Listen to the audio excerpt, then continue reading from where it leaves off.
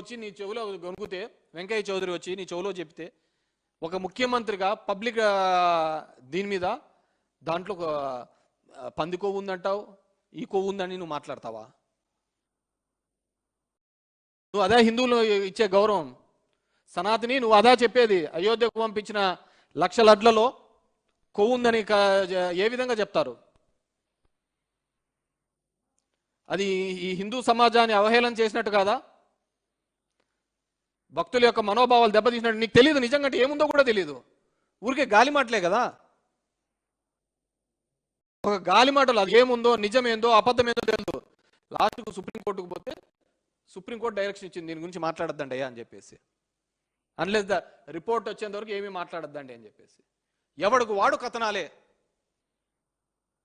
ఎవడికి వాడు కథనాలే. ట్రైన్లు వేసుకొని వచ్చినారు, యాడికి పోయినారు ఇప్పుడు అడ్రస్ లేదు వాళ్ళు. ఎందుకంటే ఇంకా నేను డీటెయిల్ పోలేదు, లేదా ఛార్జ్ షీట్ కమ్ అవుట్ అని. ఛార్జ్ షీట్లో మంచి ఏది ఉంది చెడు ఏముంది అనే తర్వాత విషయం.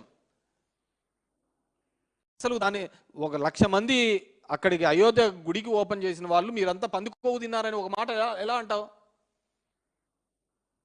ఉందో లేదో తెలియదు. మామూలుగా ఒక మెస్సులోకి పోయి ఉంటాము, భోంచేస్తా అంటారు, వానికి తెలియదులే దాంట్లో బల్లి పడింది రాను అనుకో, సాంబార్లో బల్లి పడింది అనుకో, నువ్వు చూసిండో పెట్టిండవు, బల్లి ఉందో లేదో తెలియదు, అందరు బయట పోయి కక్కుంటా అంటారు. ఒక ముఖ్యమంత్రి డిప్యూటీ ముఖ్యమంత్రుల స్థాయిలో ఉండి మీరు చేసే పనులా ఇవా? ఏం చేయాలా ఈ రాష్ట్రాన్ని? పొద్దున్న లేచినా నుంచి జగన్మోహన్ రెడ్డి మీద బుడదేయడం బుడదేయడం బుడదేయడం.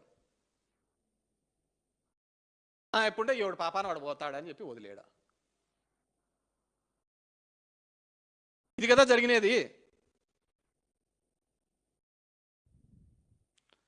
సో ఖచ్చితంగా అన్ని ప్రాంతాలు మీరు తీసుకుంటున్న ప్రతి రూపాయి కూడా ఈ ఆంధ్రప్రదేశ్ ప్రజలు కట్టిన పన్నుల రూపంలో వచ్చినదే. మళ్ళీ మీరు చేసిన అప్పు కూడా ఆంధ్రప్రదేశ్ జనాల మీదే పడుతుంది. కాబట్టి అకౌంటబిలిటీ ఉండాలి.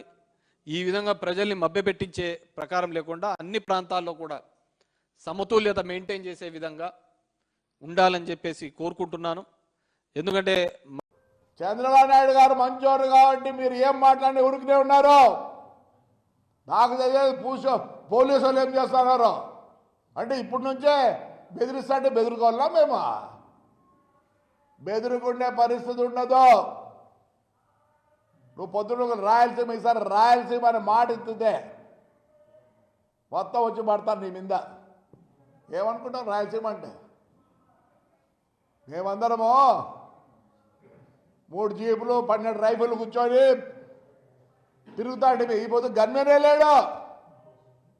నీకు నీ చిన్నానికే ఇంకా గన్మెన్లు కావాలా? మానుకోండి ఆడికంటే ఆడ మాట్లాడేది. అంటే చంద్రబాబు నాయుడు లే ఏం చేస్తారా నీకు? ఏం చేస్తారా నీకు? ఇరిగేషన్ గురించి మాట్లాడతావా? రా డిబేట్కి రా. ఎవరెవరు ఎన్ని నీళ్ళు తెచ్చినారు, ఏం తెచ్చినారు? స్టార్ట్ చేసిండొచ్చు పని, దాన్ని ఇన్కంప్లీట్గా ఉంటే ఈరోజు ఏ గవర్నమెంట్ అయినా చేయాల్సిందే.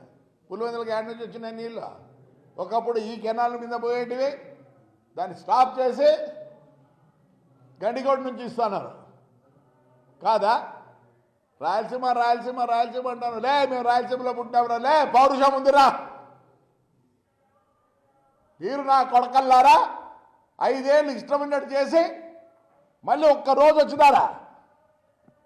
మీకా పౌరుషం ఉండేది మాకరా? లే పైల్స్ వస్తాయండి, పైల్స్ ఏం పైల్స్ రా?